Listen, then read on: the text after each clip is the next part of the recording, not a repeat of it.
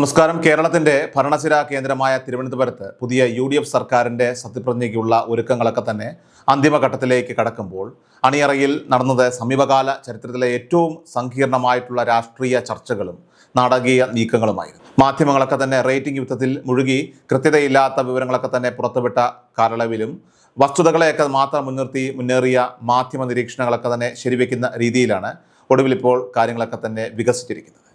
വലിയ ജനവികാരത്തിൻ്റെ പിൻബലത്തിൽ VD സതീശൻ മുഖ്യമന്ത്രി പദവിയിലേക്ക് എത്തുമ്പോൾ തീർച്ചയായിട്ടും കോൺഗ്രസ് എന്ന ജനാധിപത്യ പാർട്ടിക്കുള്ളിലെ ആഭ്യന്തര സമവാക്യങ്ങളും ഘടകകക്ഷികളുടെയൊക്കെ തന്നെ കടുത്ത സമ്മർദ്ദ തന്ത്രങ്ങളുമൊക്കെ തന്നെ ഒരുപോലെ പ്രതിഫലിക്കുന്ന ഒരു മന്ത്രിസഭ പട്ടികയ്ക്കാണ് ഇപ്പോൾ അന്തിമമായിരിക്കുന്നത്. കേവലം ഊഹക്കച്ചവടങ്ങൾക്കപ്പുറമായിട്ട് ഡൽഹിയിലെയും അതോടൊപ്പം തന്നെ തിരുവനന്തപുരത്തെയും പാർട്ടി അണിയറകളിൽ സംഭവിച്ചിരിക്കുന്ന കൃത്യമായിട്ടുള്ള മാറ്റങ്ങളെയും അതോടൊപ്പം തന്നെ രാഷ്ട്രീയ യാഥാർത്ഥ്യങ്ങളെയും ഒക്കെ തന്നെ മുൻനിർത്തി പുതിയ ഭരണകൂടത്തിൻ്റെ ഘടന അതോടൊപ്പം തന്നെ പുതിയ രാഷ്ട്രീയ തന്ത്രങ്ങൾ മാറ്റങ്ങളൊക്കെ തന്നെ നമുക്ക് കൃത്യമായിട്ടൊന്ന് വിശകലനം ചെയ്യാം.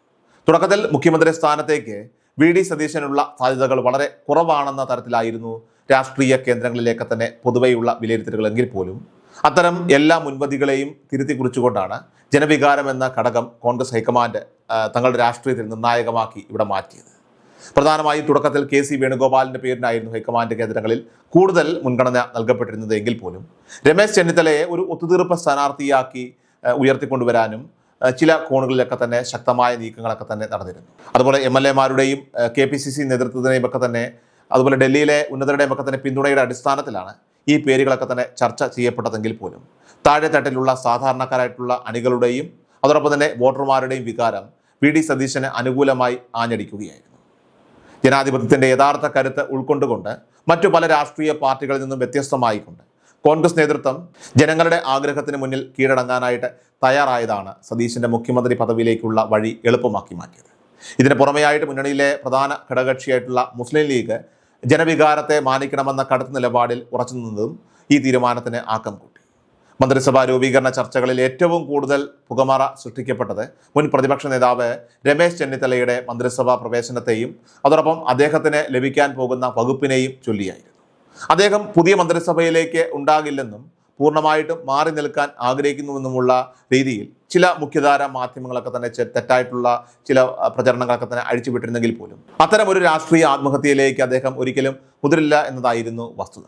മുഖ്യമന്ത്രി പദവി പ്രതീക്ഷിച്ചിരുന്ന അദ്ദേഹത്തിന് അത് ലഭിക്കാതെ വന്നപ്പോൾ ഉണ്ടായ താൽക്കാലികമായിട്ടുള്ള അസംതൃപ്തി സ്വാഭാവികമായിരുന്നുവെങ്കിലും ഭരണരംഗത്ത് തൻ്റെ സ്വാധീനം നിലനിർത്താനായിട്ട് അദ്ദേഹം കൃത്യമായിട്ടുള്ള കരുക്കൾ നീക്കിയിരുന്നു. രമേശ് ചെന്നിത്തല മന്ത്രിസഭയിൽ എത്തുന്നതിനോടും പ്രത്യേകിച്ചും ശക്തമായിട്ടുള്ള ആഭ്യന്തര വകുപ്പൊക്കെ തന്നെ കൈകാര്യം ചെയ്ത കാര്യത്തിൽ അദ്ദേഹത്തിന് നൽകുന്നതിനോടും VD സതീശനും KC വേണുഗോപാലിനും തുടക്കത്തിൽ വ്യക്തിപരമായിട്ടുള്ള ചില വിയോജിപ്പുകളൊക്കെ തന്നെ ഉണ്ടായിരുന്നു.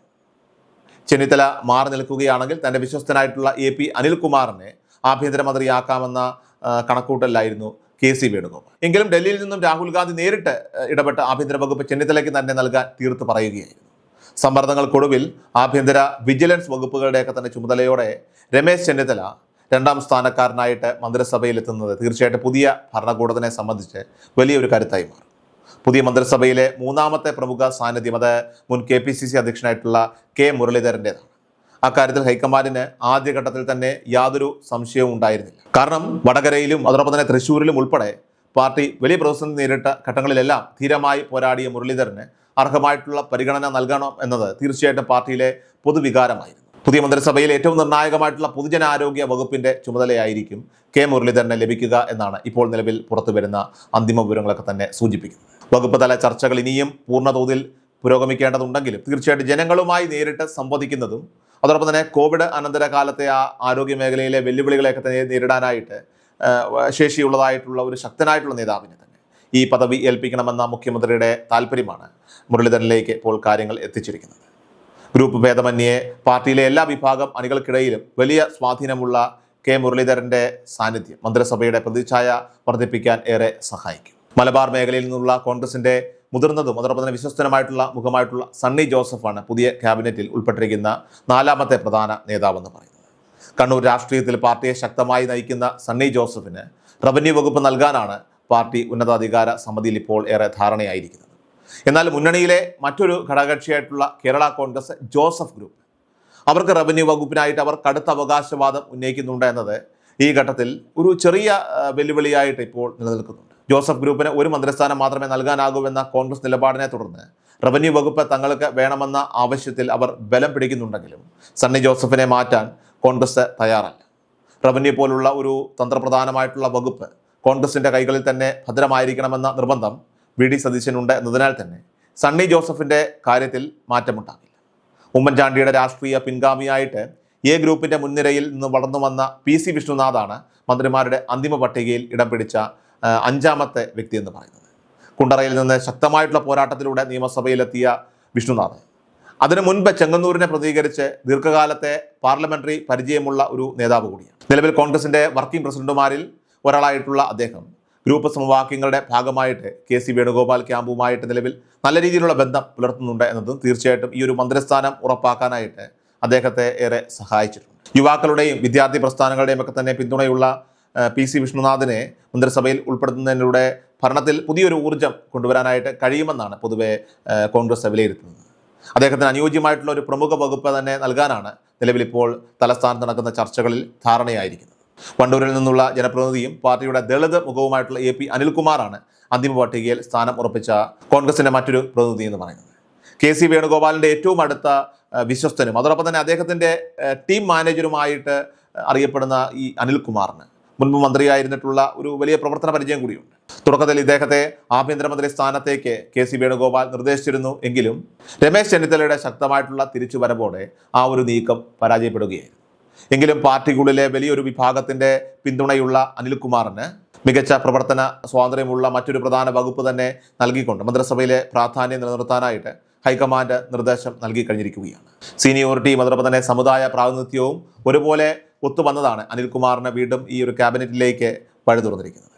കേരളത്തിലെ ഏറ്റവും വലിയ ഭൂരിപക്ഷ സമുദായമായിട്ടുള്ള ഈഴവ വിഭാഗത്തിൽ നിന്നുള്ള കൃത്യമായ പ്രാതിനിധ്യം ഉറപ്പാക്കുക എന്ന ലക്ഷ്യത്തോടെയാണ് കായംകുളം MLA എം ലിജുവിനെയും കൊല്ലം MLA ബിന്ദു കൃഷ്ണയെയും മന്ത്രിസഭയിലേക്ക് തിരഞ്ഞെടുത്തത്. ഇരുവരും ആദ്യമായാണ് നിയമസഭയിലേക്ക് തിരഞ്ഞെടുക്കപ്പെടുന്നത് എങ്കിലും KPCC തലത്തിലും അതോടൊപ്പം തന്നെ പൊതുരംഗത്തും അവർക്കുള്ള ദീർഘകാലത്തെ സീനിയോറിറ്റിയും അതോടൊപ്പം തന്നെ ജനപ്രീതിയും ഒക്കെ തന്നെ തള്ളിക്കളയാനായിട്ട് കഴിയാത്തതായിരുന്നു. ഈഴവ സമുദായത്തിൽ നിന്ന് മറ്റ് നിരവധി MLA മാർ ഉണ്ടായിരുന്നുവെങ്കിലും പാർട്ടി പ്രതിസന്ധികളിൽ ഉറച്ചു നിന്ന നേതാക്കൾ എന്ന നിലയിലാണ് ലിജുവിനും അതോടൊപ്പം തന്നെ ബിന്ദു കൃഷ്ണയ്ക്കും ഒടുവിൽ ഇപ്പോൾ നറുക്ക് വീണിരിക്കുന്നത്. ഇതോടെ മുഖ്യമന്ത്രി ഉൾപ്പെടെ കോൺഗ്രസിന്റെ ഭാഗത്തുനിന്ന് 8 പേരുടെ മന്ത്രിസ്ഥാനങ്ങൾ ഇപ്പോൾ പൂർണ്ണമായിട്ടും സ്ഥിരീകരിക്കപ്പെട്ടിരിക്കുകയാണ്. കോൺഗ്രസിന് ആകെ ലഭിക്കുന്ന 12 സീറ്റുകളിൽ ഇനി അവശേഷിക്കുന്നത് 4ഓളം ഒഴിവുകൾ മാത്രമാണ്. അവശേഷിക്കുന്ന 4 മന്ത്രിസ്ഥാനങ്ങളിലേക്ക് കോൺഗ്രസിനുള്ളിലാകട്ടെ കടുത്ത മത്സരമാണ് ഇപ്പോൾ നടക്കുന്നതെങ്കിലും അതിൽ ഏറ്റവും മുൻപന്തിയിൽ നിൽക്കുന്നത് മുതിർന്ന നേതാവായിട്ടുള്ള തിരുവഞ്ചൂർ രാധാകൃഷ്ണൻ തന്നെയാണ്. ആദ്യഘട്ടത്തിൽ ഉറപ്പിച്ച മന്ത്രിമാരുടെയൊക്കെ തന്നെ പട്ടികയിൽ തിരുവഞ്ചൂർ രാധാകൃഷ്ണൻ ഉണ്ടായിരുന്നുവെങ്കിലും അവസാന നിമിഷം നായർ സമുദായത്തിൽപ്പെട്ട നേതാക്കളുടെ എണ്ണം മന്ത്രിസഭയിൽ കൂടുന്നത് തീർച്ചയായിട്ടും ഒഴിവാക്കാനായിട്ട് അദ്ദേഹത്തെ സ്പീക്കർ പദവിയിലേക്ക് പരിഗണിക്കാൻ ചില കേന്ദ്രങ്ങളിൽ നിന്ന് നമുക്ക് തന്നെ ഇപ്പോൾ നിർദ്ദേശം ഉയരുന്നുണ്ട്. സമുദായ സമവാക്യങ്ങൾ പാലിക്കാൻ തിരുവഞ്ചൂരിനെ സ്പീക്കറാക്കുന്നതാണ് നല്ലതെന്ന ഒരു പൊതു അഭിപ്രായം ശക്തമാണെങ്കിൽ പോലും KPCC വൃത്തങ്ങൾ നൽകുന്ന സൂചനയനുസരിച്ച് അദ്ദേഹത്തിന് മന്ത്രിയാകാൻ തന്നെയാണ് 90% സാധ്യതയുള്ളത്.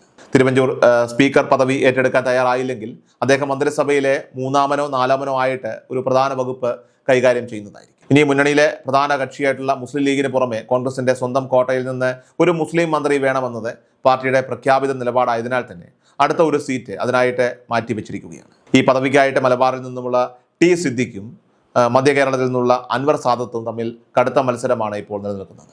ടി സിദ്ദിഖിനായിട്ട് AICC general secretary KC Venugopal ആകട്ടെ ശക്തമായിട്ട് വാദിക്കുന്നുണ്ട്. അതുപോലെ അൻവർ സാദത്തിനെ മന്ത്രിയാക്കണമെന്ന കടുത്ത നിർബന്ധത്തിലാണ് രമേശ് ചെന്നിത്തലയുള്ളത്. ഇത്തരത്തിൽ ഗ്രൂപ്പ് താല്പര്യങ്ങളും പ്രാദേശിക സമവാക്യങ്ങളും ഒക്കെ തന്നെ പരിശോധിച്ച ശേഷം ഇവരിൽ ഒരാളുടെ പേര് ഒരുപക്ഷെ ഇന്ന് വൈകുന്നേരത്തോടുകൂടി മുഖ്യമന്ത്രി തീരുമാനം എടുക്കുന്നതായിരിക്കും. ഇതോടെ 9 മന്ത്രിമാരുടെ കാര്യത്തിലൊക്കെ തന്നെ ഇപ്പോൾ പൂർണ്ണമായിട്ടും തീരുമാനമാകും. ഇനി ബാക്കി വരുന്ന 3 മന്ത്രിസ്ഥാനങ്ങൾക്കായിട്ട് ഒരു ചെറിയ ലിസ്റ്റ് ഇപ്പോൾ തയ്യാറാക്കിയിട്ടുണ്ടെങ്കിലും അതിൽ ഏറ്റവും കൂടുതൽ സാധ്യത കൽപ്പിക്കപ്പെടുന്നത് പുതുപ്പള്ളിയിൽ നിന്നുള്ള യുവ നേതാവ് ചാണ്ടി ഉമ്മനാണ്. ഉമ്മൻചാണ്ടിയോടുള്ള വോട്ടർമാരുടെ വൈകാരികമായിട്ടുള്ള ബന്ധവും നിലവിലെ മന്ത്രിമാരുടെയൊക്കെ തന്നെ സാധ്യതാ പട്ടികയിൽ ഓർത്തഡോക്സ് സമുദായത്തിൽ നിന്നുള്ള മറ്റ് പ്രമുഖരില്ല എന്നതും തീർച്ചയായിട്ടും ചാണ്ടി ഉമ്മന് വളരെ അനുകൂലമായിട്ടുള്ള ഒരു പ്രധാന ഘടകമാണ് നൽകുന്നത്. ഒപ്പം മുഖ്യമന്ത്രി VD സതീശൻ വ്യക്തിപരമായിട്ട് താല്പര്യമെടുത്ത് ഉയർത്തിക്കാട്ടിയ ഒരേ ഒരു പേരും ചാണ്ടി ഉമ്മൻ്റേതാണ്. ഈ ലിസ്റ്റിലേക്ക് KC വേണുഗോപാൽ നിർദ്ദേശിച്ച റോജി M. ജോൺ, മാത്യു കൊഴുനാടൻ എന്നിവരിൽ റോജിക്ക് സാധ്യതയുണ്ടായിരുന്നെങ്കിലും ക്രിസ്ത്യൻ വിഭാഗത്തിൽ നിന്നുള്ളവരുടെയൊക്കെ തന്നെ എണ്ണം കൂടുന്നത് അദ്ദേഹത്തിനെ സംബന്ധിച്ച് തിരിച്ചടിയായി മാറുന്നു. ST വിഭാഗത്തിൽ നിന്നുള്ള IC ബാലകൃഷ്ണൻ, VD സതീശന്റെ വിശ്വസ്തയായിട്ടുള്ള ഷാനിമോൾ ഉസ്മാൻ, യുവ നേതാവ് VT ബൽറാം എന്നിവരും അവസാനഘട്ട ചർച്ചകളിലൊക്കെ തന്നെ ഇപ്പോൾ സജീവമാണ്. ഇതിൽ ഷാനിമോൾ ഉസ്മാനെ ഡെപ്യൂട്ടി സ്പീക്കർ പദവി നൽകി ഒത്തുതീർപ്പാക്കാനുള്ള ശ്രമങ്ങളും നടക്കുന്നു. ഘടകകക്ഷികളുടെ കാര്യത്തിലേക്ക് വരുമ്പോൾ മുസ്ലിം ലീഗിന്റെ കടുത്ത പിടിവാശിയും സമ്മർദ്ദവും കാരണം അവർക്ക് 5 മന്ത്രിസ്ഥാനങ്ങൾ പൂർണ്ണമായിട്ട് വി ഡി സതീശൻ ഉറപ്പിച്ചു നൽകിയിട്ടുണ്ട്. തുടക്കത്തിൽ ലീഗിന് 4 സീറ്റുകൾ മാത്രം നൽകിയാൽ മതിയെന്ന നിലപാടിലായിരുന്നു കോൺഗ്രസ് എങ്കിലും മുന്നണിയുടെ ഐക്യം മുൻനിർത്തി സതീശൻ വഴങ്ങുകയായി. ലീഗിന് 5 സീറ്റുകൾ നൽകിയതോടെ കേരള കോൺഗ്രസ് ജോസഫ് ഗ്രൂപ്പിന് 1 മന്ത്രിസ്ഥാനം മാത്രമായി പരിമിതപ്പെടുത്തേണ്ടി വന്നു. മോൻസ് ജോസഫ് ഗ്രൂപ്പിന്റെ ഏക മന്ത്രിയാകുമ്പോൾ 2ാം ക്യാബിനറ്റ് പദവിയായി ചീഫ് വിപ്പ് സ്ഥാനം പി ജെ ജോസഫിന്റെ മകൻ അപ്പു ജോസഫിന് നൽകാനാണ് കോൺഗ്രസ് നിർദ്ദേശിച്ചിരിക്കുന്നത്. MLA ഹോസ്റ്റലിൽ പ്രവർത്തകരെ കൂട്ടി ബഹളമുണ്ടാക്കിയെന്ന മാധ്യമ റിപ്പോർട്ടുകളെ തുടർന്ന് തോമസ് ഉണ്ണിയാടന്റെ പേര് പി ജെ ജോസഫ് തന്നെ വെട്ടിമാറ്റുകയായിരുന്നു. മുന്നണിയിൽ ക്രൈസ്തവ മന്ത്രിമാരുടെ എണ്ണം ക്രമാതീതമായിട്ട് ഉയർന്നതും ജോസഫ് ഗ്രൂപ്പിന്റെ 2ാം മന്ത്രിസ്ഥാന മോഹങ്ങൾക്ക് തിരിച്ചടിയായി മാറിയിട്ടുണ്ട്. ഇനി മറ്റ് ചെറിയ ഘടകകക്ഷികളായിട്ടുള്ള CMPയിലെ CP ജോണിന് ഇത്തവണ മന്ത്രിസ്ഥാനം ഉറപ്പായിട്ടുണ്ട് എന്നതും ദീർഘകാലത്തെ UDF രാഷ്ട്രീയത്തിലെ ഒരു പ്രധാനപ്പെട്ട മാറ്റം കൂടിയാണ്. അതുപോലെ RSPയിൽ നിന്ന് പ്രതീക്ഷിച്ചതുപോലെ ഷിബു ബേബി ജോൺ മന്ത്രിസഭയിലേക്ക് എത്താനുള്ള സാധ്യതയുണ്ട്. എന്നാൽ ജനാധിപത്യ കേരള കോൺഗ്രസിലെ അനൂപ് ജേക്കബിനും മാണി സി കാപ്പനും മുന്നണി നേതൃത്വം ടേം വ്യവസ്ഥയാണ് ഇവിടെ നിശ്ചയിച്ചിരിക്കുന്നത്. ഇതിൽ അനൂപ് ജേക്കബിന് കടുത്ത അസംതൃപ്തി ഉണ്ടെങ്കിലും മുന്നണി മര്യാദകൾ പാലിച്ച് ആദ്യത്തെ 2.5 വർഷം അനൂപ് ജേക്കബും അവസാനത്തെ 2.5 വർഷം മാണി സി കാപ്പനും മന്ത്രിസ്ഥാനം പങ്കിട്ടെടുക്കാനായിട്ട് ധാരണയായി മാറിയിട്ടുണ്ട്. എന്തായാലും ഇന്ന് വൈകുന്നേരത്തോടു കൂടി മുഖ്യമന്ത്രി VD സതീശൻ അന്തിമമായിട്ടുള്ള ഈ മന്ത്രി പട്ടിക രാജ്ഭവനിലേക്ക് എത്തിച്ച് ഗവർണർക്ക് കൈമാറുന്നതോടുകൂടി എല്ലാ തർക്കങ്ങൾക്കും വിരാമമാകുന്നതാണ്. ഏതായാലും നാളെ രാവിലെ നടക്കുന്ന പ്രൗഢഗംഭീരമായിട്ടുള്ള ചടങ്ങിൽ പുതിയ UDF സർക്കാർ സത്യപ്രതിജ്ഞ ചെയ്ത് ഭരണം ഏൽക്കുന്നതായിരിക്കും.